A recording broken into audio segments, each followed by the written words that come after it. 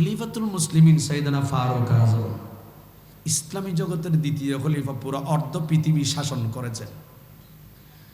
ইনি ওনার ছেলে হযরত আব্দুল্লাহ ইবনে ওমর, ওনার ছেলে মক্তবে যাচ্ছে না, আব্বাজান কাপড় চোপড় ছিঁড়ে গেছে, আমার বন্ধুরা ভালো কাপড় নিয়ে মক্তবে যাচ্ছে, আমি প্রতিদিন ছেঁড়া কাপড় নিয়ে যাইতেছি।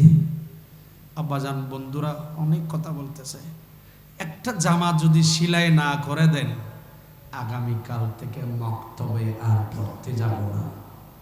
বন্ধুদের কাছে লজ্জিত হচ্ছি, আপনি আমিরুল মুমিনিন, অর্ধ পৃথিবীর শাসনকর্তা, তো আপনার ছেলের জামা ছিঁড়া, বাবা একটা জামা সেলাই দেন না।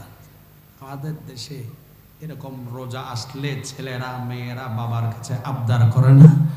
অনেক ছেলেরা ভালো ভালো দামি কাপড় জুতা, আর অনেক বাবার শরীরের মধ্যে ঈদের দিনও ছেঁড়া জামা ছেঁড়া স্যান্ডেল পায়ে। কথা বলেন ঠিক কিনা? খলিফাতুল মুসলিমিন ফারুক আযম রাদিয়াল্লাহু তাআলা আনহু ইনি বলেন, বাবা মক্তবে যাইবে না, বলেন ছেঁড়া জামা পাটা জামা একটা বাবা জামা সেলাই করে দেন, বলে কালকে দেব। এইভাবে 2 দিন গেল, ছেলেকে কোনো প্রকারে পাঠালো, পরে কিন্তু নাছর বান্দা সেই ছেলে আর পড়তে যায় না। সাইয়েদনা আমিরুল মুমিনিন খলিফাতুল মুসলিমিন ফারুক আযম রাদিয়াল্লাহু তাআলা আনহু, ওনার কাছে কোনো টাকা পয়সা তেমন নাই, ছেলেকে জামা সেলাই দেবে এমন ওই যুগে দিনার দিরহাম ওনার নাই। ইনি কিন্তু পুরো পৃথিবীর শাসনকর্তা, কিন্তু এরপর ছেলের যখন জামা নাই বলছি, 2 দিন কোনো প্রকারে ছেলেকে মানালো, পরে মানা যখন যাচ্ছে না, যিনি বাইতুল মালের যার কাছে দিনার দিরহামের চাবিকাঠি যার কাছে, ওনার কাছে ফারুক আযম নিজে গেলেন, গিয়ে বলেন, ও ভাই আপনি তো সবাইকে এই বাইতুল মালের সম্পদ বন্টন করেন, আমার 1 মাস হয়ে গেলে আমি ফারুক আযমের বেতনগুলো দেন, পারিশ্রমিক গুলো দেন। ভাই আমি আসছি আপনার কাছে, আপনি আমাকে মেহেরবানি করে, আমার ছেলের জামা সেলানোর দিনার দিরহাম নাই, আমাকে মেহেরবানি করে আগামী 1 মাসের অগ্রিম আমাকে পারিশ্রমিক গুলো দিয়ে দাও। অগ্রিম পারিশ্রমিক গুলা আগামী 1 মাস যে আমি চাকরি করব, খলিফাতুল মুসলিমিন মসনদে বসে বিচার করব, আমাকে 1 মাসের অগ্রিম আমাকে স্যালারি গুলা দাও।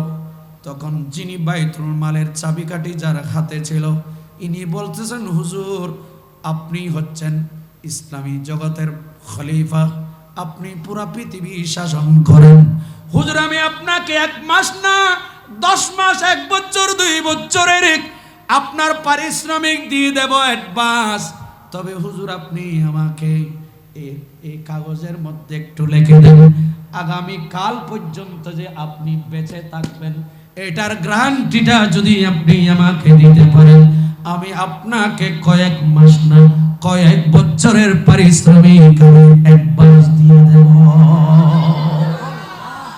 এই কথা যখন বললেন, খলিফাতুল মুসলিমিন 2 চোখের পানি ছেড়ে দিল।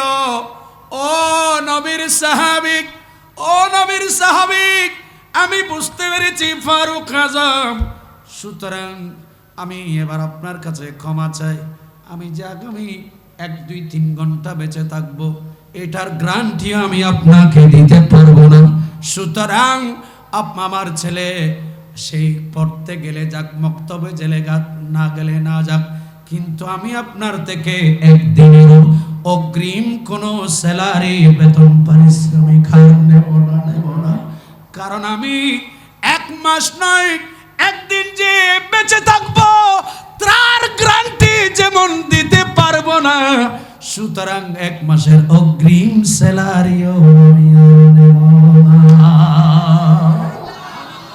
একটু চিৎকার দিয়ে বলেন আল্লাহু আকবার। আল্লাহ পাক আমাদেরকে বুঝার তৌফিক দান করুন। আরেকটু জোরে বলতে হবে।